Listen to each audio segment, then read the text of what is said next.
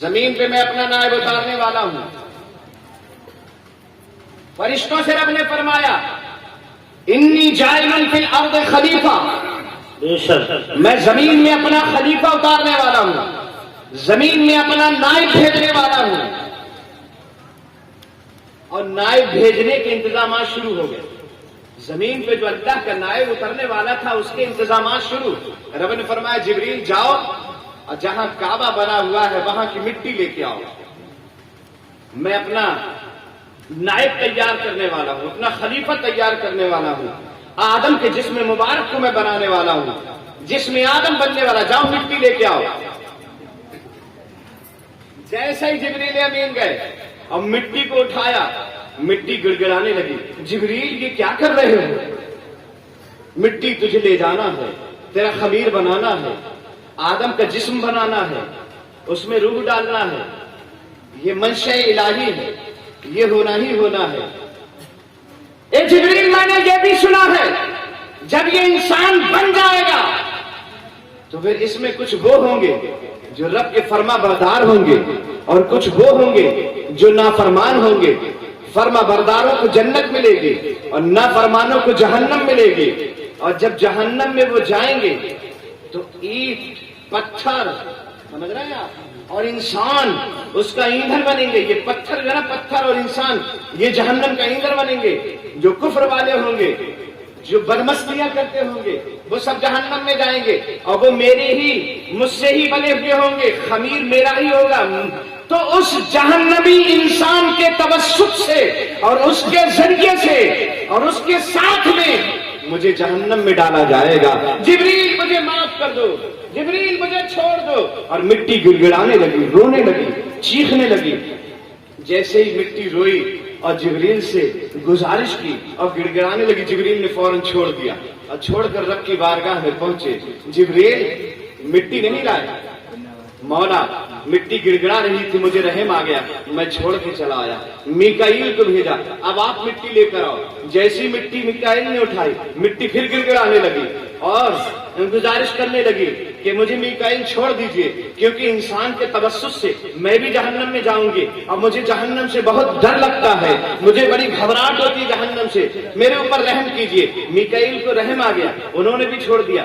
اسرافیل کو بھیجا، اسرافیل نے بھی مٹی اٹھائی، مٹی پھر گڑگڑانے لگی، انہوں نے بھی چھوڑ دیا. اب باری آئی اسرائیل کی. کس کی؟ جلدی بولو، کس کی؟ اسرائیل کی باری آئی. یہ چوتھے مشہور فرشتے ہیں. اسرائیل کی باری آئی. اسرائیل اب آپ جائیے، آپ مٹی لے کر آئیے.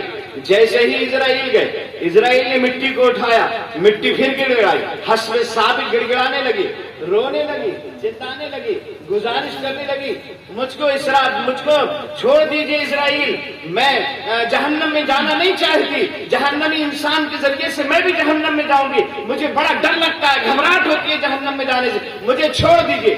لیکن حضرت اسرائیل نے مٹی کو نہیں چھوڑا، مٹی کو نہیں چھوڑا. مٹی لے جا کے رکھ دی، جہاں رکھنا تھا وہاں رکھ دی. بس اسی دن سے یہ فیصلہ ہو گیا، جب روح نکالی جائے گی انسان کی تو باپ کے سامنے بیٹے کی روح نکلے گی.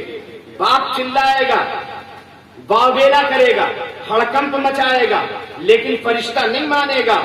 باپ پٹھیاں کھائے گا، بیٹے کو لے جایا جائے گا، بیٹے کی روح نکال لی جائے گی، بیٹے کو مار دیا جائے گا. ملک الموت جن کو کہتے ہیں انہی کا نام اسرائیل ہے.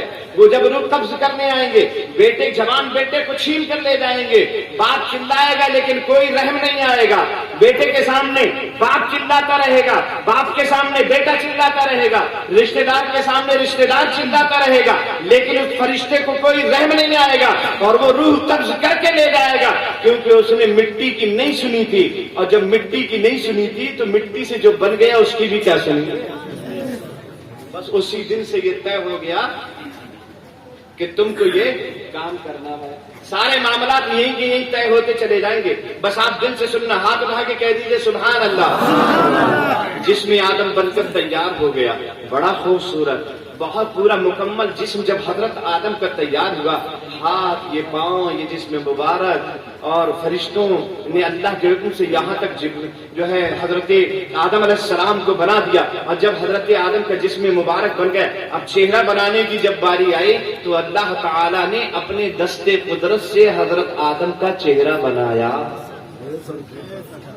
کیسے بنایا؟ اپنے دست قدرت سے حضرت آدم کا چہرہ بنایا۔ اس لیے دعویٰ کیا گیا قرآن میں، لقد خلقنا الانسان فی احسن تقویم، ہم نے انسان کو بہترین صورت پہ پیدا فرمایا ہے۔ پوری مخلوق میں اللہ کے کوئی اتنا حسین نہیں، کوئی اتنا خوبصورت نہیں جتنا خوبصورت انسان ہے۔ بات سمجھ آ رہی ہے؟ اس لیے قرآن میں دعویٰ کیا گیا کہ ہم نے انسان کو بڑا خوبصورت بنایا ہے، کیونکہ ہم نے اپنے دست قدرت سے اس کے چہرے کو بنایا۔ یہی وجہ ہے کہ استاد کے پاس جب شاگرد پڑھتا ہے اور شاگرد سبق یاد نہیں کرتا ہے تو استاد کو اپنے شاگرد کو مارنے کا حق ہے، لیکن کہاں کہاں مارنے کا حق ہے یہ بھی سن لو۔ استاد اپنے شاگرد کو پیٹھ پہ بھی مار سکتا ہے، بازو پہ بھی مار سکتا ہے، ہاتھ پہ ہاتھ بھی مار سکتا ہے، پیر پہ ہاتھ بھی مار سکتا ہے، گردن کے پاس بھی مار سکتا ہے، لیکن چہرے پہ مارنا جائز؟ جلدی بولو، چہرے پہ مارنا کیوں جائز نہیں؟ اس لیے کہ اللہ نے اپنے دست قدرت سے اس چہرے کو بنایا ہے۔ لقد کرمنا بنی آدم، ہم نے بنی آدم کو عزت والا بنایا ہے، اسے شرافت والا بنایا ہے، اسے شان والا بنایا ہے۔ اب استاد پیٹھ پہ تو مار سکتا ہے شاگرد کے، لیکن گال پر نہیں مار سکتا۔ اگر شوہر اپنی بیوی سے کسی شرعی وجہ پر ناراض ہو جائے، شرعی وجہ بتا رہا ہوں، ایسے نہیں کہ ہر بات میں نمک تیز ہو گیا تو دے مکہ، دے مکہ، روٹی جل گئی تو دے تھپڑ، دے تھپڑ، یہ سب حرام ہے، ناجائز ہے۔ عورتوں کو مارنا، بیویوں کو ستانا حرام ہے، سخت ناجائز ہے انہیں مارنا پیٹنا۔ بات سمجھ رہے ہیں؟ بات کو صبر کرنا سیکھیے۔ جو شوہر اپنی بیوی کی بد مزاجی پر صبر کرتا ہے، اللہ اس کے بدلے میں اسے جنت عطا فرماتا ہے۔ سبحان اللہ، سبحان اللہ، جنت ملتی ہے اسے بے شک۔ شوہر کو۔ تو جب دیکھو تو آدمی بیوی پہ ڈٹا پڑا ہے، ڈٹا پڑا مارنے کے لیے، تو ایسی تو ویسی، تیرا باپ ایسا، تیری ماں ایسی۔ علماء فرماتے ہیں اگر بیوی کو راضی رکھنا ہے تو اس کے ماں باپ کی تعریف ضرور کیا کیجیے، بے شک۔ اس کے بھائی کی، اس کے گھر والوں کی تعریف ضرور کیا کیجیے، اور سب سے بڑا ہتھیار ہے یہ بیوی کو راضی کرنے کا، بے شک، ہے نہیں ہے؟ جب تم اس کے باپ کی برائی کرو گی تو وہ تمہارے باپ کی برائی کرے گی، بے شک۔ جب تم اس کے بھائی کی برائی کرو گے تو وہ تمہارے بھائی کی برائی کرے۔ بات سمجھ میں آ رہی ہے؟ تو بیوی کو راضی رکھنے کا سب سے بڑا ہتھیار یہ ہے کہ اس کی تعریف کی جائے۔ روٹی تم بڑی اچھی پکاتی ہو، ماشاءاللہ، سالن تو تمہارا بڑا ہی اچھا ہوتا ہے، اور گوشت تو ایسا لاجواب ہے، پوری ضلع بریلی میں کوئی ایسا گوشت پکا ہی نہیں پاتا جیسا آپ پکاتے ہیں۔ اگر تم نے یہ کہہ دیا تو مسکرانے کے علاوہ دوسرا جواب لوٹ کے نہیں آئے گا۔ بات سمجھ رہے ہو؟ نبی فرماتے ہیں جن گھروں میں بلا وجہ شرعی عورتوں پر ظلم ہوتا ہے، بلا وجہ شرعی عورتوں کو مارا جاتا ہے، اللہ تعالیٰ ان گھروں سے برکت غائب فرما دیتا ہے۔ اللہ اکبر۔ ان گھروں سے برکت چلی جاتی ہے جن گھروں میں عورتوں کو مارا جاتا ہے، جن گھروں میں عورتوں کی عزت نہیں کی جاتی ہے، جن گھروں میں بیٹیوں کی تعظیم نہیں کی جاتی ہے، ماں کی تعظیم نہیں کی جاتی ہے، بیوی کی عزت نہیں کی جاتی، ان گھروں میں اللہ تعالیٰ برکت نہیں نازل کرتا۔ یہ کس کا فرمان ہے؟ بولو، نبی کا۔ میرے آقا کا فرمان ہے۔ زمانہ جھوٹا ہو سکتا ہے، لوگ جھوٹے ہو سکتے ہیں، مشرق والے، مغرب والے، شمال والے، جنوب والے جھوٹے ہو سکتے ہیں، لیکن میرے آقا کا فرمان کبھی جھوٹا ہو ہی نہیں سکتا۔ اے قول خدا ہی قول نبی، فرمان نہ بدلا جائے گا، بدلے گا زمانہ لاکھ مگر قرآن نہ بدلا جائے گا۔ اور شاہوں کو بدلتے دیکھ لیا، سائیں کو بدلتے دیکھ لیا، اسلام کی دنیا کا لیکن سلطان نہ بدلا جائے گا۔ بے شک، سبحان اللہ، ہاتھ اٹھا کے کہتے ہیں سبحان اللہ۔ سبحان اللہ۔ حضرت آدم بن کر تیار ہو گئے، ہے نہیں؟ اور جب بن کے تیار ہوئے، بڑے حسین، بڑے خوبصورت، رب نے فرمایا، دل کے کانوں سے سننا، رب نے فرمایا اے روح آدم کے جسم میں چل۔ یہ حکم ہے، کیا ہے؟ رب کا حکم ہے، بولو جلدی بولو، کیا ہے؟ سب میری طرف دیکھو، کیا ہے یہ؟ حکم ہے. میں نے شاید کوئی ٹپیکل کوئی سخت مضمون شروع کر دیا ہے, شاید آپ اس لیے نہیں بول رہے ہیں. ایسا نہیں ہے, بڑا آسان زبان میں آپ کو سنانے کی کوشش کر رہا ہوں, بس آپ دل کے کانوں سے سنتے رہیں. رب نے فرمایا اے روح آدم کے جسم میں چل. جی اے روح آدم کے جسم میں چل. اب روح جو ہے وہ حضرت آدم کے جسم میں اللہ کے حکم سے چلی. سمجھ رہے ہیں؟ قرآن پاک میں یسألونک عن الروح, اے محبوب لوگ آپ سے روح کے بارے میں پوچھتے ہیں, روح کے بارے میں سوال کرتے ہیں. سائنس حیران ہے, ڈاکٹر حیران ہے, فزیکل والے حیران ہیں, جسمانی معلومات رکھنے والے حیران ہیں, یہ روح ہے کیا چیز ہے. قرآن میں بھی فرمایا گیا اے مصطفیٰ لوگ آپ سے روح کے بارے میں سوال کرتے ہیں. قل الروح من امر اللہ. اے محبوب لوگ آپ سے روح کے بارے میں سوال کرتے ہیں کہ روح ہے کیا چیز. سائنس والے نہیں سمجھ پائے, ڈاکٹر نہیں سمجھ پائے, مصطفیٰ لوگ آپ سے پوچھتے ہیں روح کیا چیز ہے. کہہ دیجئے کہ روح میرے اللہ کے حکم کا نام ہے. روح میرے اللہ کے حکم کا نام ہے. اب سارے اعتراض ختم, کیونکہ اللہ نے یہ حکم دیا تھا اے روح آدم کے جسم میں, یہ حکم بس اسی کا نام روح ہے. سمجھ رہے ہیں؟ روح اللہ کے حکم کا نام ہے. آدمی پریشان رہتا ہے, یا اللہ کیسے یہ انتقال کر گیا, کیسے چلا گیا. اب شاکر و جامد پڑا, اب تک چلتا تھا, ہاتھ پاؤں ہلتے تھے, سب کچھ ہوتا تھا, لیکن اب یہ چلا گیا. کون سی چیز ایسی نکل گئی سمجھ میں نہیں آتا ہے. زیادہ سمجھنے کی ضرورت نہیں ہے, جو قرآن نے کہا بس وہی مان لو. روح ہے کیا چیز؟ روح اللہ کے حکم کا نام ہے. آج یہ جواب یاد رہے گا. روح کیا چیز ہے؟ سارے لوگ بولیے روح کیا چیز ہے؟ اللہ کے حکم کا نام ہے روح. اور جب روح چلی تو حضرت آدم علیہ السلام کی ناک میں سے داخل ہوئی. کہاں سے داخل ہوئی؟ ناک سے داخل ہوئی اور منہ سے نکل کر باہر کھڑی ہوئی. ناک سے داخل ہوئی اور منہ سے نکل کر روح آدم کے جسم میں چل. پھر حکم ہوا, روح پھر ناک سے داخل ہوئی اور منہ کے راستے سے پھر سے نکل کے کھڑی ہو گئی. روح آدم کے جسم میں چل, روح پھر گئی اور منہ سے نکل کر پھر سامنے کھڑی. روح آدم کے جسم میں ٹھہرتی کیوں نہیں؟ میرا حکم ہے آدم کے جسم میں ٹھہر جا. اے روح آدم کے جسم میں جا.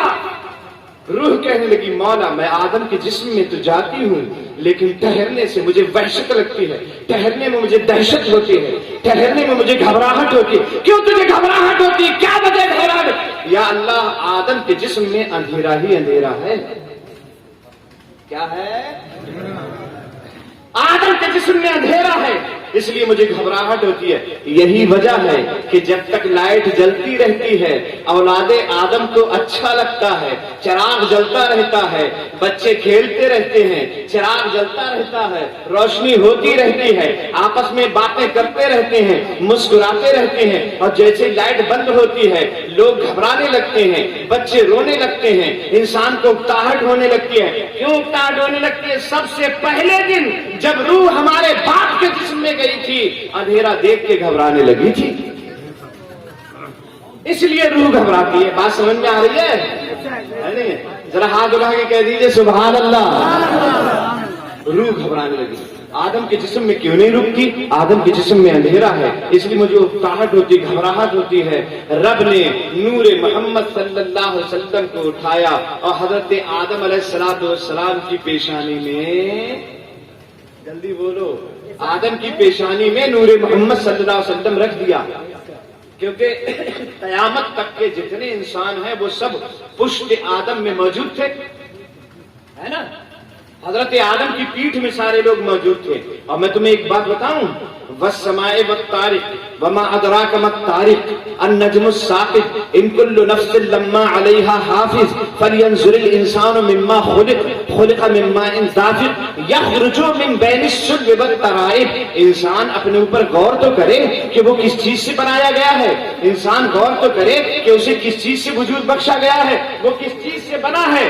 وہ جست لگاتے ہوئے پانی سے پیدا کیا گیا ہے, وہ پھدکتے ہوئے اور کودتے ہوئے پانی سے بنایا گیا ہے. ہم نے انسان کو جست لگاتے ہوئے پانی سے پیدا کیا ہے, جو مرد کی ریڑھ میں رہتا ہے اور عورت کے پستانوں میں رہتا ہے. بات سمجھ میں آ رہی ہے؟ جو مرد کی یہ ریڑھ کی جو ہڈی ہوتی ہے، مرد کی ریڑھ کی ہڈی میں رہتا ہے، اور عورت کے، جلدی بولو، قرآن کے عورت کے پستانوں میں رہتا ہے۔ ہم نے اس سے انسان کو بنایا ہے، اس سے انسان کو پیدا کیا ہے۔ بہرحال تو جتنے لوگ قیامت تک آنے والے تھے وہ سب حضرت آدم علیہ السلام کی پشت انور میں تھے، ان کی پیٹھ مبارک میں تھے حضرت آدم علیہ السلام کے۔ بہرحال جیسے ہی رب سے روح عرض کرنے لگی، مولا اندھیرا ہے آدم کے جسم میں، اس لیے مجھے گھبراہٹ ہوتی ہے، مجھے ٹھہرا نہیں جاتا۔ رب نے نور محمدی اٹھایا، آدم کی پیشانی میں رکھ دیا، روح کو حکم ہوا اب جا حضرت آدم کے جسم میں۔ روح پھر حضرت آدم کے جسم میں داخل ہوئی، اور جیسے ہی داخل ہوئی تو جا کر ٹھہر گئی۔ رب نے فرمایا روح اب کیسے ٹھہر گئی؟ عرض کرنے لگی الہی اب تو آدم کے جسم میں اجالا ہی اجالا ہے۔ نعرے تکبیر، نعرے رسالت، جشن عید میلاد النبی، حضور دریا شامیہ، حضور دریا شامیہ، نعرے تکبیر، سبحان اللہ۔ جیسے ہی حضرت آدم علیہ السلام کے جسم میں روح آئی، اب حضرت آدم نے اپنے ہاتھوں کو ہلانا شروع کر دیا، گردن ہلنے لگی، پلکیں ہلنے لگی، لب ہلنے لگے، جسم میں حرکت ہونے لگی۔ یہیں سے سارے معاملات طے ہو رہے ہیں، دیکھ کے چلیے گا۔ میں نے ایسا موضوع چھیڑا ہے جو جلدی سمجھ میں نہیں آتا، اور 2 بجے کے بعد تو اور سمجھ میں نہیں آتا، لیکن آپ ماشاءاللہ بڑے سمجھدار ہیں اور بڑے دل سے سن رہے ہیں، اس لیے میرا دل بھی چاہتا ہے بس بیان کر دیا جائے، جیسے بیان کر ملے۔ ذرا مچل کے کہہ دیں سبحان اللہ۔ حضرت آدم کے جسم میں روح آئی تو حضرت آدم کے جسم نے حرکت کرنا شروع کر دیا، بڑے حسین، بڑے خوبصورت، بڑے لاجواب اور بڑے منظم طریقے سے ناک، آنکھ، کان۔ ارے آج اولاد آدم میں کچھ لوگ تو ایسے ہیں جن کے اوپر نظر پڑ جائے، جن کے چہرہ دیکھ لیا جائے تو آدمی مڑ مڑ کے چہرہ دیکھنا چاہتا ہے، مڑ مڑ کے دیکھ۔ جب اولاد آدم اتنا حسین ہے تو آدم کے حسن کا عالم کیا ہوگا؟ بعض آدمی اتنے حسین ہوتے ہیں، آدمی مڑ مڑ کے دیکھتا کتنا اچھا اللہ نے اسے بنایا، کتنا خوبصورت۔ میں تمہارے باپ حضرت آدم کی خوبصورتی بتا دوں تمہیں، ہر آدمی اپنے ساتھ اپنے باپ آدم کی نشانیاں لیے گھوم رہا ہے اور ان کے حسن و جمال کے لیے گھوم رہا ہے، لیکن اسے احساس نہیں ہے کہ آدم کی نشانیاں ہمارے پاس آخر ہیں کیا۔ سن لو آپ کلریا کے مسلمانوں، یہ 10 انگلیاں ہاتھوں کی ہیں اور 10 انگلیاں پیروں کی ہیں، اور 10 انگلیوں میں 10 ناخون، 10 انگلیوں میں 10 ناخون ہیں، ہے نہیں؟ ایک انگلی میں 1 ناخن اور پیر کی ایک انگلی میں 1 ناخن، اس طرح سے 20 انگلیاں 20 ناخن ہیں۔ تو جو رنگ اور جو مضبوطی ناخن کی ہوتی ہے وہی تمہارے باپ، ہمارے باپ حضرت آدم کے جسم کی تھی۔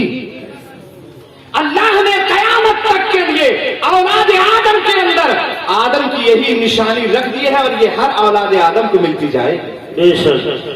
اسی سے سمجھ لینا کہ ہمارے تمہارے باپ کتنے خوبصورت تھے، ہے نہیں؟ یہ نشانی حضرت آدم علیہ السلام کی جو ہر اولاد آدم کے پاس ہے، ہر بندے کے پاس آپ کو نہیں ملے، 20 انگلیوں میں ملے گی آپ کو حضرت آدم کی نشانی۔ بہرحال جیسے ہی حضرت آدم کے جسم میں روح، بڑے حسین، بڑے خوبصورت، رب کو پیار آیا، رب کو پیار آیا، اور پھر رب نے انسان کی فضیلت بیان کرنے کے لیے، فضیلت ظاہر کرنے کے لیے کس پر؟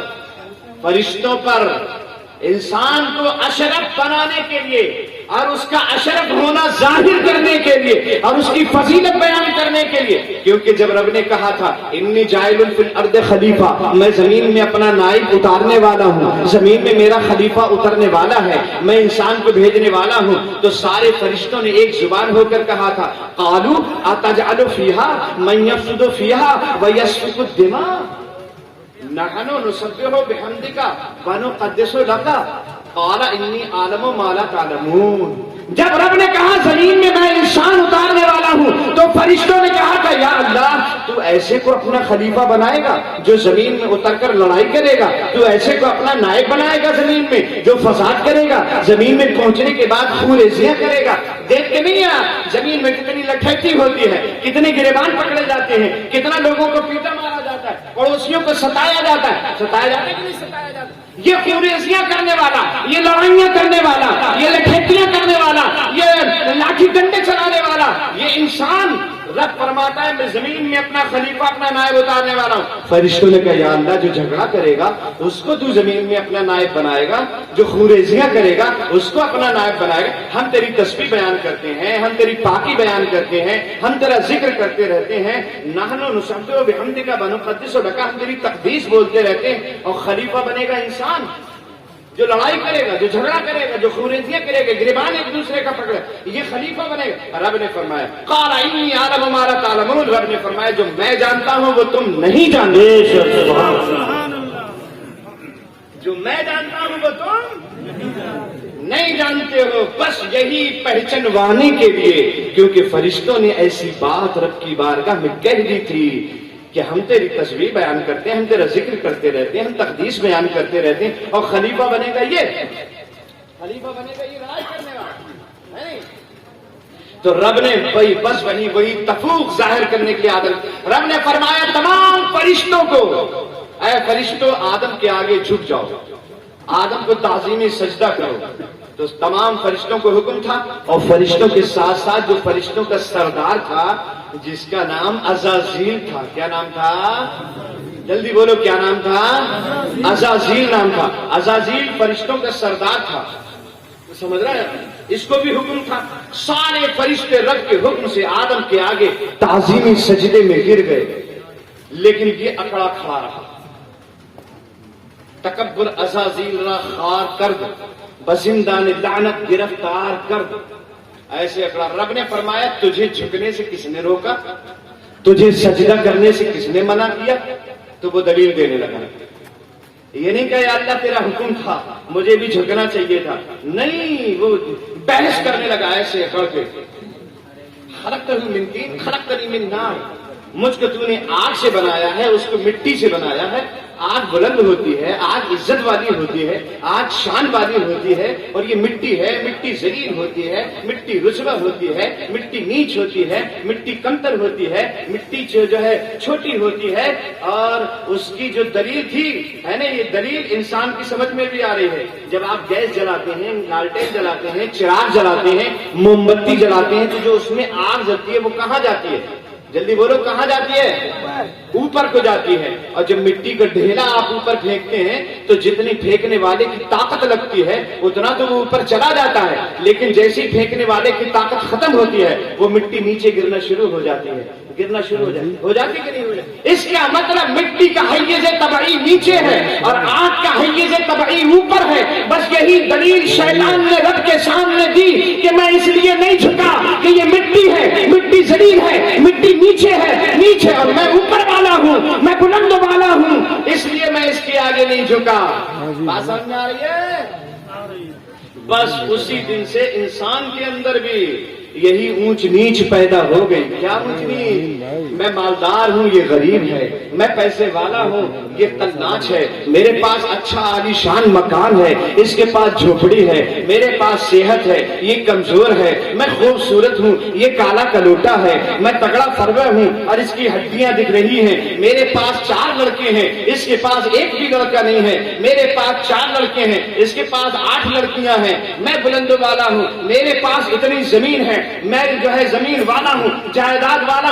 ये जो पैदा हुआ है ये उसी दिन से पैदा हुआ है जिस दिन शैतान ने रब की बारगाह में गुरूर और तकब्बुर किया था। इसका मतलब ये हुआ, अगर कोई आदमी अपनी दौलत पे तकब्बुर करता है, अपने माल पे फख्र करता है, अपनी औलाद पे गुरूर करता है, अपने हुस्न जमाल पे गुरूर करता है, अपनी बिरादरी के बड़े होने पे गुरूर करता है, तो ये इंसानी काम नहीं है बल्कि शैतानी। जल्दी बोलो, शैतानी काम है, क्योंकि शैतान ने सबसे पहले ये किया था। बात समझ में आ रही है भाइयों? अगर आ रही समझ में तो हाथ उठा के कह दीजिए सुभान अल्लाह। नारे तकबीर, जोर से नारे तकबीर, नारे रिसालत, जश्न ईद मिलादुन नबी, हुजूर दरिया शाह मियां मसलके आला हजरत फैजाने औलिया इकराम, नारे तकबीर, सुभान अल्लाह, सुभान अल्लाह। बात समझ में आ गई होगी कुलड़िया के मुसलमानों। अब अगर कोई अपने लड़कों की कसरत पर गुरूर करे, अपनी जायदाद पर गुरूर करे, अपने खेतों खलियान पर गुरूर करे, अपने अच्छे मकान पर गुरूर करे, अपनी सेहत पर गुरूर करे, अपनी खूबसूरती पर गुरूर करे, तो शैतानी काम है, क्योंकि सबसे पहले शैतान ने ही गुरूर किया था। बात समझ में आ रही है? कहने लगा इसको तूने मिट्टी से बनाया है, मुझको तूने आग से बनाया है। आग ऊंची होती है, मिट्टी नीच होती है, और ऊंचा नीच के आगे कैसे झुकेगा? कैसे झुकेगा? रब ने लानत का तौर उठाया, अज़ाज़ील के गर्दन में डाल दिया। कुरान कहता है अबा अबा वस्तकबरा वकान मिनल काफिरीन। शैतान ने इनकार कर दिया और उसने सजदा नहीं किया, तो अल्लाह ने लानत में गिरफ्तार कर दिया, वो काफिरों में से हो गया। बात समझ में आ गई भाइयों? वो काफिरों में से हो गया। जैसे ही वो तब तक फरिश्तों ने सजदा कर लिया, और जब सजदा हो गया तो फरिश्तों ने अपना सर उठा लिया। कहां से उठाया? जल्दी बोलो ना यार, कहां से उठाया? फरिश्तों ने अपना सर सजदे से उठा लिया। जब सजदे से सर उठाया, देखा तो उस्ताद जी की गर्दन में लानत का तौक पड़ा हुआ था। उस्ताद जी को देखकर घबरा गए फरिश्ते, फिर से सजदे में चले गए। घबरा करके सारे लोग बोलो, घबरा करके फिर से सजदे में चले गए। जैसे ही फरिश्ते घबरा कर दोबारा सजदे में गए, बस उसी दिन से बंदा जब भी नमाज पढ़ेगा हर रकत में 2 सजदे होंगे। ये हर रकत में 2 सजदे करना फरिश्तों की सुन्नत है। अब शैतान को रब ने फरमाया निकल जा मेरी बारगाह से, निकल जा मेरी बारगाह से, इसलिए कि तू रजीम है, तू धुतकारा हुआ है, निकल जा मेरी बारगाह से। अब शैतान निकला, क्योंकि रब ने निकाला था। जाता कहां? निकलने लगा। और जब निकलने लगा तो कहने लगा मैंने 60,000 साल तक इबादत की है। कितने? 60,000 बरस तक मैंने इबादत की है। मुझे कुछ तो मिल जाए, थोड़ा ही सा मिल जाए, मुझे कुछ तो मिल जाए।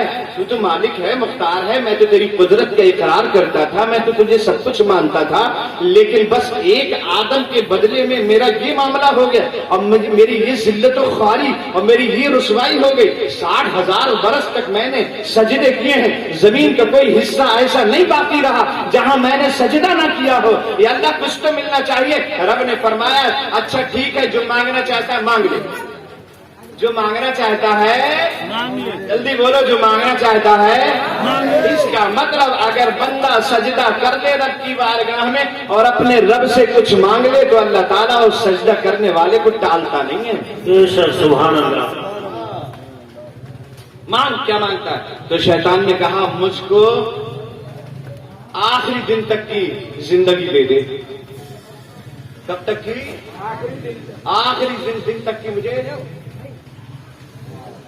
आखिरी दिन तक की जिंदगी दे दे। बस क्या रब ने फरमाया जा तुझे दे दे। कहा मुझे इतनी ताकत दे दे कि मैं जमीन के जिस हिस्से में चाहूं और जहां चाहूं लम्हा भर में वहां पहुंच जाऊं, और एक ही वक्त में एक ही जगह पहुंच जाऊं। मुझे ये ताकत भी दे दे। रब ने फरमाया दे दिया। फिर रब से क्या अर्ज कहने लगा कि मुझको ये ताकत भी दे दे, जिस तरह मैं जमीन के ऊपर चलूं फिरूं उसी तरह जमीन के नीचे भी चलूं फिरूं। का तुझे ये भी दे दी ताकत। कहा कि मैं इंसान के जिस्म में ऐसे गर्दिश करूं जैसे इंसान का खून उसके जिस्म में गर्दिश करता है। का तुझे ये भी दे दिया। इसका मतलब शैतान इंसान के जिस्म में खून की तरह गर्दिश करता है। जैसे खून का सर्कुलेशन होता है, ऐसी शैतान का सर्कुलेशन होता है, और पूरी दुनिया में जहां चाहता है एक लम्हे में पहुंच जाता है शैतान। और जिस तरह जमीन के ऊपर चलता फिरता है, कभी यहाँ कभी वहां, ऐसे ही जमीन के नीचे भी चलता है। और हम आपको दलील देकर बताएं जमीन के नीचे कैसे पहुंच जाता है। सुनो, हमारे यहाँ जब मुर्दे को दफन कर दिया जाता है तो दफन करने के बाद उसकी कब्र पर आजान दी जाती कि नहीं भाई? कब्र पे आजान दी जाती है। और कब्र पे जब आजान दी जाती है तो बिदाती लोग कहते हैं, वहाबी देवबंदी कहते हैं कि अजान देना बिदअत है, नाजायज है, हराम है। तुम्हारे पास कोई इसकी दलील है? आला हजरत ने एक किताब लिखी है और उस किताब का नाम है ईज़ानुल अज्र। उस किताब का नाम है ईज़ानुल अज्र। तो ये किताब आला हजरत ने लिखी है और उस किताब में लिखा है कि आजान के बहुत सारे फायदे हैं। आला हजरत ने बहुत सारे फायदे लिखे का सबसे बड़ा फायदा उसका यह है کہ جیسے ہی مردے کی قبر پہ آذان ہوتی ہے تو آپ کو یہ مسئلہ پتا ہی ہے، مردے کو جب دفن کر دیا جاتا ہے تو فرشتے آتے ہیں، ایک کا نام منکر دوسرے کا نام نکیر ہے، اور وہ سوال کرتے ہیں۔ پہلا سوال ہوتا من ربک، تیرا رب کون ہے؟ دوسرا سوال ہوتا ما دینک، تیرا دین کیا ہے؟ تیسرا سوال ہوتا ما کنت تقول فی حق ھذا الرجل، نبی کے بارے میں تیرا کیا عقیدہ تھا؟ یہ 3 سوال کیے جاتے ہیں۔ جو بندہ جواب دے دیتا ہے اس کو تو جنت کی فرش بچھا دیا جاتا ہے، جنت کی کھڑکی اس کی قبر میں کھول دی جاتی ہے، اور جو جواب نہیں دے پاتا ہے جہنمی فرش بچھایا جاتا ہے اور جہنم کی کھڑکی کھول دی جاتی ہے۔ میرے بھائیوں، یہ 3 سوال مردے سے قبر میں ہوتے ہیں، ہے نا؟ حدیث پاک میں لکھا ہے جب مردہ قبر میں پہنچتا ہے گھبرایا ہوتا ہے، اپنا کوئی وہاں نہیں ہوتا ہے، سارے لوگ ساتھ چھوڑ کر جا چکے ہوتے ہیں، اور مردہ دیکھتا رہ جاتا ہے، چلاتا رہ جاتا ہے، بھائی بھی گیا، بیٹا بھی گیا، بھتیجا بھی گیا، خاندان والا بھی گیا، دوست بھی گیا، کوئی میری قبر پہ نہیں رہا۔ اس لیے حدیث پاک میں لکھا ہے کہ گھر کے کچھ خاص لوگ قبر پر بیٹھ جائیں اور اتنی دیر تک یہ دعائیں کرتے رہیں۔ کتنی دیر تک؟ جتنی دیر میں ایک اونٹ ذبح کیا جاتا ہے اور اس کا گوشت تقسیم ہو جاتا ہے، اتنی دیر تک گھر کے خاص لوگ قبر پر بیٹھے رہیں۔ لیکن یہاں تو دفن کیا، لڑکا بھی بھاگا، بھتیجا بھی بھاگا، چچا بھی بھاگا، تایا بھی بھاگا، سب بھاگ جاتے ہیں۔ لیکن حدیث پاک میں لکھا ہے اتنی دیر تک بیٹھے اور یہ دعائیں پڑھتا رہے کہ جتنی دیر میں اونٹ ذبح کر کے گوشت بنا کے تقسیم کر دیا جاتا ہے۔ بات سمجھ میں آ رہی ہے؟ جلدی بولو یار، بڑے کام کی باتیں ہیں۔ اب ہمیشہ یاد رکھو گے کہ مفتی صاحب بہت کام کی باتیں بتا گئے اتنی دیر میں۔ ارے اتنی باتیں بتا دیں گے کہ آپ کے ذہن سے نکلنے لگیں گی کیا کیا بتا، مچل کے کہہ دیں سبحان اللہ سبحان اللہ۔ اب تو بہت آدھے لوگوں نے کہنا بھی بند کر دیا، ذرا سارے لوگ مل کے کہہ دیں سبحان اللہ۔ جو چائے نہیں پی رہے ہیں وہ تو کم سے کم کہہ ہی دیں سبحان اللہ۔ سمجھ رہے ہیں؟ یہ اجازتیں جو ہیں وہ، ہاں قبر میں مردہ پریشان ہوتا ہے، سمجھے؟ حدیث پاک میں لکھا ہے وہ آیا ہوا ہوتا ہے، جب تک فرشتے پوچھنے لگتے ہیں کہ بتا تیرا رب کون ہے تو اور گھبرا جاتا ہے، جواب نہیں دے پاتا ہے۔ جب جواب بھولا ہوا ہوتا ہے مردہ، اعلیٰ حضرت فرماتے ہیں جب تک مؤذن قبر پہ کھڑے ہو کے کہہ دیتا اللہ اکبر اللہ اکبر، فرشتے کہتے تیرا رب کون ہے، اس مردے کو یاد نہیں ہوتا، مؤذن کہتا اللہ اکبر، فوراً مردے کو یاد آ جاتا، اعلیٰ حضرت کہتے ہیں فوراً مردہ جواب دیتا میرا رب اللہ ہے۔ بے شک سبحان اللہ، فوراً اسے یاد آ جاتا ہے۔ ایسے اشہدو ان لا الہ الا اللہ اشہدو ان محمد رسول اللہ، یعنی تینوں سوالوں کے جواب اسی آذان سے مردے کے حل ہو جاتے ہیں۔ اس لیے ہم سنی اپنے مردوں کی قبر پر آذان دلواتے ہیں۔ کہہ دیجیے آذان کے نام پہ سبحان اللہ سبحان اللہ۔ تو شیطان نے اتنی اجازتیں مانگی اور اس کے بعد نکلنے لگا اور کہنے لگا میں تیرے بندوں کو عبدالآباد تک بہکاتا رہوں گا، تیرے بندوں کو بہکاتا رہوں گا۔ رب نے فرمایا جا بہکا بہکا، میں بھیج رہا ہوں آدم کو۔ بہکا کتنا بہکائے گا؟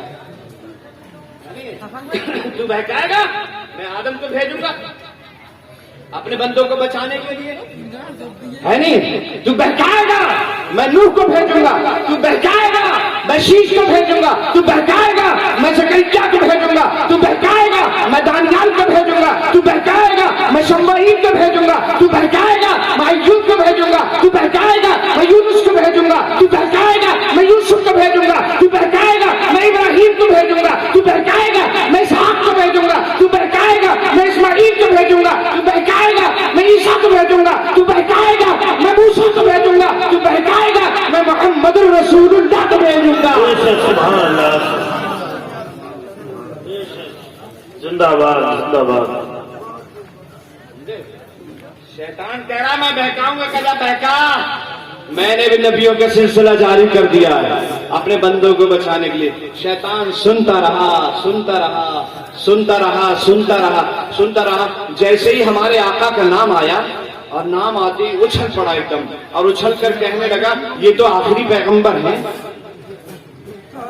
یہ تو آخری نبی ہیں۔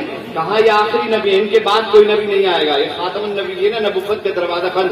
کہ جیسے ہی نبی آئیں گے آخری نبی، اس کے بعد تو مجھے موقع ملے گا خوب بہکانے کا، میں تیرے بندوں کو کھلے بدے خوب بہکاؤں گا. رب نے فرمایا میں اپنے بندوں کو پھر بھی تجھ سے بچاؤں گا. بے شک سبحان اللہ. کہ نبیوں کا سلسلہ تو ختم ہو جائے گا, تو اپنے بندوں کو مجھ سے کیسے بچائے گا؟ میں بہکاؤں گا کہ میں اپنے بندوں کو بچاؤں گا. کہ کیسے بچائے گا؟ کہ نبیوں کا سلسلہ ہی تو ختم ہو جائے گا, انبیاء ہی تو نہیں آئیں گے, رسول ہی تو نہیں آئیں گے, لیکن پھر بھی ہم اپنے بندوں کو بچائیں گے. اپنے بندوں کو بچانے کے لیے ہم ابو بکر صدیق کو بھیجیں گے, بندوں کو بچانے کے لیے عمر فاروق اعظم کو بھیجیں گے. تو بہکائے گا ہم عثمان کو بھیجیں گے, تو بہکائے گا میں مولا علی کو بھیجوں گا, تو بہکائے گا میں حسن مصطفیٰ کو بھیجوں گا, تو بہکائے گا میں شہید کربلا کو بھیجوں گا, تو بہکائے گا میں ابو حنیفہ کو بھیجوں گا, تو بہکائے گا میں امام شافعی کو بھیجوں گا, تو بہکائے گا میں امام مالک کو بھیجوں گا, تو بہکائے گا میں حضرت حنبل کو بھیجوں گا, تو بہکائے گا میں عبد القادر کو بھیجوں گا, تو بہکائے گا میں اجمیر کے خواجہ کو بھیجوں گا, تو بہکائے گا میں کلیئر کے صابر کو بھیجوں گا, تو بہکائے گا میں بریلی کے احمد رضا کو بھیجوں گا, تو بہکائے گا میں پیلی بھیت کے شاہجی کو بھیجوں گا, تو بہکائے گا میں تاج الشجاع کو بھیجوں گا. بے شک نعرہ تکبیر, نعرہ رسالت, جشن عید میلاد النبی, حضور دریا شدیا, بستی بستی کریا کریا, بستی بستی کریا کریا, مسلک اعلی حضرت فیضان اولیاء اکرام, نعرہ تکبیر, سبحان اللہ سبحان اللہ. تو یہ ولیوں کا جو سلسلہ جاری ہوگا یہ بھی شیطان کی شیطانیت سے بچانے کے لیے ہے. دریا شامیہ کولڑیا میں ایسے ہی نہیں آئے ہیں, آپ لوگوں کو شیطان سے بچانے کے لیے آئے ہیں. بے شک ان کا بہت بڑا احسان ہے آپ کے اوپر, کولڑیا کے مسلمانوں پر بھی احسان, اس کے علاوہ آس پاس کے سارے مسلمانوں پر صاحب مزار کا احسان ہے, حضرت دریا شاہ بابا کا احسان ہے کہ وہ شیطان کی شرارت سے آپ کو بچاتے ہیں. بے شک. بہرحال بزرگوں کی بات آ گئی ہے تو ذرا میں بڑی تیزی کے ساتھ اپنی بات ختم کروں. ویسے تو اشارے ہونے لگے ہیں, جی ویسے تو اشارے ہونے لگے ہیں, صلاۃ و سلام کا وقت بھی ہو گیا ہے. ذرا اگر زیادہ مچل جائیں گے تو جلدی ختم ہو جائے گا. ذرا مچل کے کہہ دیجئے سبحان اللہ. سبحان اللہ.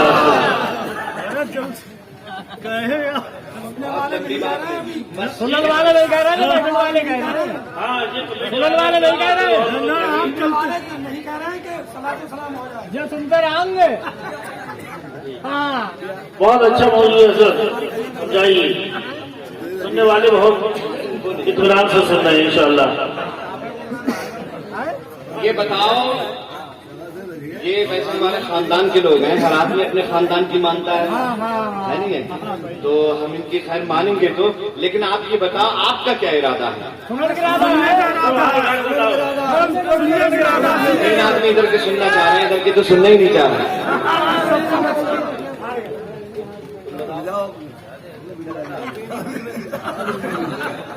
مجبوری ہو گئی کیا؟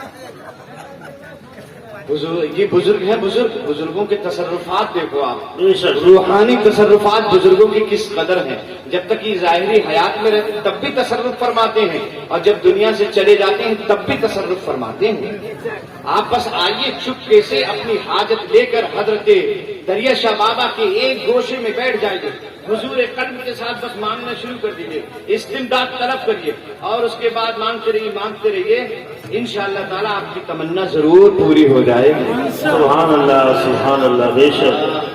سمجھے؟ اور سنو, بہت سے مولوی بھی یہی کہتے ہیں کہ مزاروں پہ جانے کے بعد اس طرح مانگو کہ یا اللہ ان کے وسیلے سے عطا فرما دے, اور بہت سے مولوی یہ کہتے ہیں کہ اے صاحب مزار, آپ اللہ کے خاص بندے ہیں, آپ اللہ سے ہمارے لیے اس چیز کے بارے میں دعا کر دیجئے, بیٹا دے دیجئے, مال دے دیجئے, دولت دے دیجئے, جائیداد دے دیجئے, یہ جو ہے آپ اللہ سے دعا کر دیجئے ہمارے لیے تاکہ ہمیں یہ مل جائے.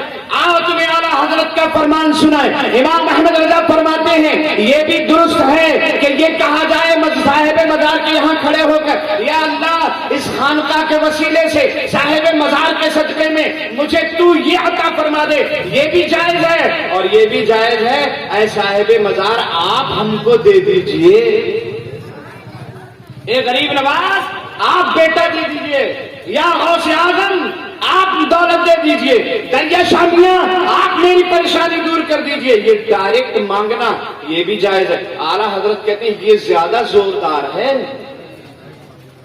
یہ زیادہ احبت ہے، زیادہ اچھا یہ ہے کہ صاحب مزار سے کہا جائے آپ مجھے بیٹا دے دیجئے، آپ مجھے جائیداد دے دیجئے، آپ میری پریشانی دور کر دیجئے، زیادہ اچھا۔ اعلیٰ حضرت فرماتے ہیں ہم نہیں کہہ رہے ہیں، یہ بات سمجھ میں آئی؟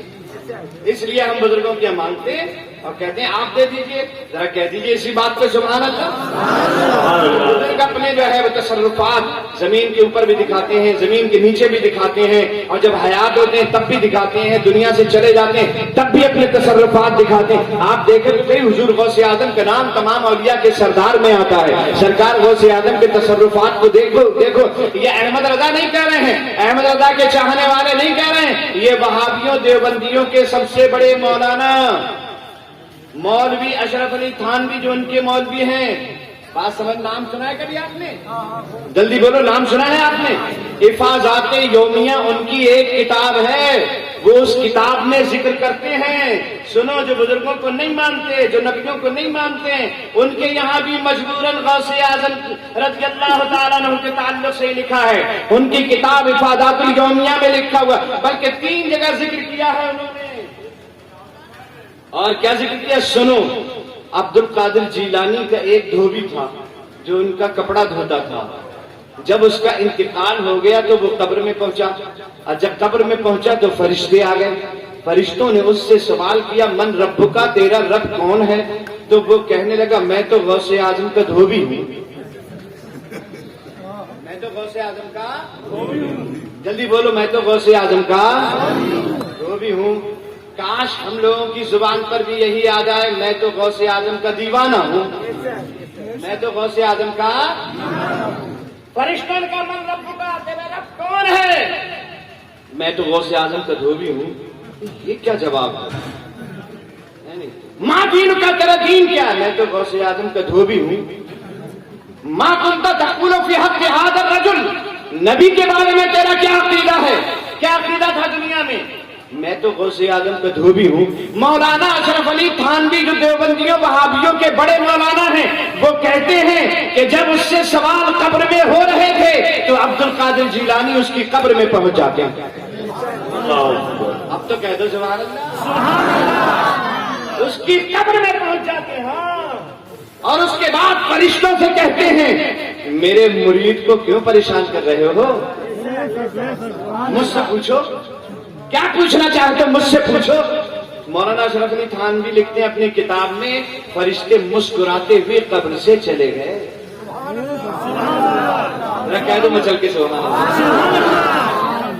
یہی تقریر میری 10:30 یا 11 بجے ہوتی تو تم مچل رہے ہوتے، اب رات کے 3 بجے میں کون سا انجیکشن تمہیں لگا کے خداؤں؟ میرا ہاتھ اٹھا کے کہہ دو سبحان اللہ۔ اشرف علی تھانوی کہتے ہیں غوث اعظم اس کی قبر میں پہنچ گئے اور کہا کہ میرے مرید کو کیوں پریشان کرتے ہو؟ کہ یہ جواب دیتا، ہر سوال کے جواب میں کہتا ہے میں غوث اعظم کا دھوبی ہوں۔ تو غوث اعظم فرماتے یہ بتانا چاہتا ہے یہ تو میرا دھوبی ہے، میرے گھر کے کپڑے میرا کپڑا دھوتا ہے، یہ بتانا چاہتا ہے جو عبد القادر جیلانی کی گلی سے گزر جاتا ہے وہ بھی مغفرت کے لائق ہو جاتا ہے۔ سبحان اللہ۔ سمجھ رہے ہیں آپ؟ اب سنیے، ذرا جاگتے ہوئے سنیے اور بڑی تیزی کے ساتھ سنیے، اب مچل کے کہہ دیجئے سبحان اللہ۔ سبحان اللہ۔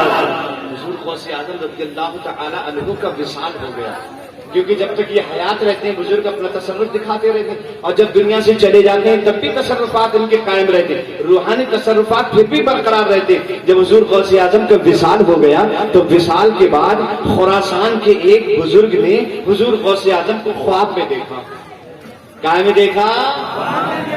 اچھا، اسی قبیل کی، اسی سے ملتی جلتی ایک کرامت نزہت المجالس میں حضرت بایزید بستامی رحمت اللہ علیہ کے حوالے سے ذکر کی گئی، اور اسی سے ملتی جلتی ایک کرامت حضرت شبلی رضی اللہ تعالیٰ عنہ جو ہمارے سلسلے کے 12ویں امام ہیں، سمجھے، ان کے تعلق سے بھی اسی طرح سے ملتی جلتی ایک روایت بیان کی گئی ہے۔ حضور غوث اعظم کا ہو گیا وصال۔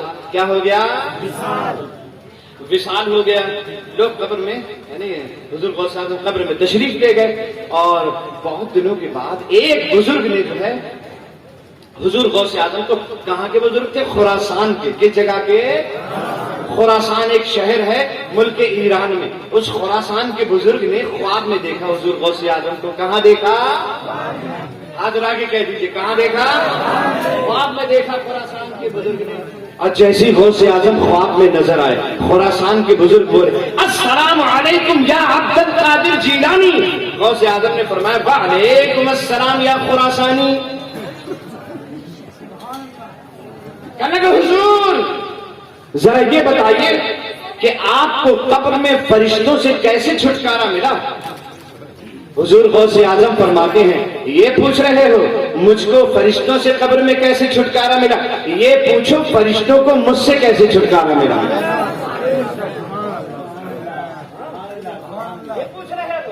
मुझको फरिश्तों से कैसे छुटकारा मिला? ये पूछो फरिश्तों को मुझसे कैसे छुटकारा मिला। कि हुजूर क्या मतलब? का इसका मतलब ये है कि जैसे ही फरिश्ते मेरी कब्र में आए और उन्होंने आने के बाद मुझसे कहा, मन रब का, तेरा रब कौन है? मैं बोला ही नहीं। अब्दुल कादिर मन रब का, हम आप ही से पूछ रहे हैं आपका रब कौन है? तब गौसे आज़म ने फरमाया, तुमको मेरे नाना की वो हदीस याद नहीं? अब्दुल कादिर कौन सी हदीस? का तुमको मेरे नाना की वो हदीस याद नहीं? मेरे नाना ने इरशाद फरमाया था, एक मोमिन जब दूसरे मोमिन से मुलाकात करे तो पहले सलाम करे। बताओ तुमने मुझसे सलाम क्यों नहीं किया? अब तो कहना, बताओ तुमने मुझसे पहले सलाम क्यों नहीं किया? तो जैसे फरिश्तों ने सुना तो फरिश्तों ने कहा, अस्सलाम वालेकुम या अब्दुल कादिर जीलानी। वालेकुम अस्सलाम। अब मुसाफे के लिए हाथ बढ़ा दिए दोनों फरिश्तों ने। अब्दुल कादिर जीलानी ने एक से तो मुसाफा कर लिया और दूसरे से मुसाफा करते करते हाथ को वहीं थाम लिया। एक का हाथ छोड़ दिया, दूसरे फरिश्ते का हाथ नहीं छोड़ा। का एक सवाल का जवाब अब आप दीजिए मुझे। अब्दुल कादिर कैसा सवाल? कि ये बताइए, जब मेरे रब ने फरमाया था इन्नी जाइलुन फिल अर्दे खलीफा, मैं जमीन में अपना नाइब उतारने वाला हूँ, जमीन में अपना खलीफा भेजने वाला हूँ, तब तुमने ये क्यों कहा था? कालू अतजअलु फीहा मैं यफ्सुदु फीहा व यस्फिकु दिमा। ये तुमने क्यों कहा था? या अल्लाह, तू ऐसे को खलीफा बनाएगा जो जमीन में जाने के बाद फसाद करेगा, झगड़ा करेगा, खूरेजियां करेगा। ये तुमने क्यों कहा था? अब्दुल कादिर जीलानी, इसका जवाब तो हमें नहीं पता। इसका जवाब हम अपने बड़ों से पूछ के बता पाएंगे, मशवरा करके बता पाएंगे। हुजूर गौसे आज़म ने फरमाया, ठीक है जाओ मशवरा करो। अब फरिश्ता, एक फरिश्ते को अब्दुल कादिर जीलानी छोड़ नहीं रहे थे और एक को छोड़ दिया था, तो वो गए फरिश्तों से मशवरा किया और कहा, अब्दुल कादिर जीलानी ने ये सवाल कर दिया है और ये पूछा है कि रब ने जब कहा था कि मैं अपना नायब उतारने वाला हूँ जमीन में, तब तुमने ये क्यों कहा था? तू खुरेजी करने वाले को अपना नायब बनाएगा, लड़ैया को अपना नायब बनाएगा, लठैत को अपना नायब बनाएगा, गिरबान पकड़ने वाले को अपना नायब बनाएगा। यानी ये इस तरह से तुमने क्यों कहा था? जवाब दीजिए। तो फरिश्तों ने मशवरतन कहा कि जाओ अब्दुल कादिर जीलानी से ये कह देना वो हमारी इज्तिहादी खता थी, वो हमारा इज्तिहाद था। अब्दुल कादिर जीलानी से फरिश्ते ने आकर कहा, वो बड़ों का मशवरा है, वो हमारी इज्तिहादी खता थी। गौसे आज़म फरमाते हैं, इज्तिहादी ही सही थी तो खता। जरा ये तो देख लेते बारगाह कितनी बड़ी थी। जैसे ये गौसे आज़म ने कहा बारगाह कितनी बड़ी थी, बारगाह कितनी बड़ी थी। गौसे आज़म रज़ियल्लाहु तआला अन्हु ने जब ये कहा कि बारगाह तो देख लेते, फरिश्ते कहने लगे, या अल्लाह अब्दुल कादिर से छुटकारा दिलवा दे। रब ने फरमाया, फरिश्तों ठीक है, मैं अपने बंदे अब्दुल कादिर जीलानी से खुद ही बात किए लेता हूँ। ए अब्दुल कादिर जीलानी, फरिश्तों को छोड़ दीजिए। अब्दुल कादिर जीलानी ने अर्ज किया, या अल्लाह मैं इन्हें नहीं छोड़ सकता। कहा, अब्दुल कादिर जीलानी क्यों नहीं छोड़? ये वही नाज़ो नियम वाले हैं जिनके बारे में आला हजरत फरमाते हैं, कसमें दे दे के खिलाता है पिलाता है तुझे। हुजूर गौसे आदम खाना छोड़ देते हैं, पीना छोड़ देते हैं, और जब खाना पीना छोड़ते हैं तो रब खुद कसमें दे दे के खिलाता है, कसमें दे दे के खिलाता है, पिलाता है तुझे। प्यारा अल्लाह तेरा, चाहने वाला तेरा। वही शान के अब्दुल कादिर, रब ने फरमाया छोड़ दीजिए। अब्दुल कादिर का मौला, एक शर्त पे छोड़ूंगा। अब्दुल कादिर जो शर्त है बयान करो, मुकम्मल की जाएगी। या अल्लाह कयामत तक जितने कादरी हैं सबको जन्नती बना दे। सुभान अल्लाह, सुभान अल्लाह। रब ने फरमाया ए अब्दुल कादिर जीलानी, सिर्फ कादरी ही नहीं, सिर्फ आपका मुरीदी ही नहीं, सिर्फ आपके सिलसिले वाला ही नहीं, सिर्फ आपके नाम पे 11वीं की देके पकाने वाला ही नहीं, सिर्फ आपके नाम पे जुलूस निकालने वाला ही नहीं। ए अब्दुल कादिर जीलानी, जिंदगी में एक मर्तबा अगर काफिर भी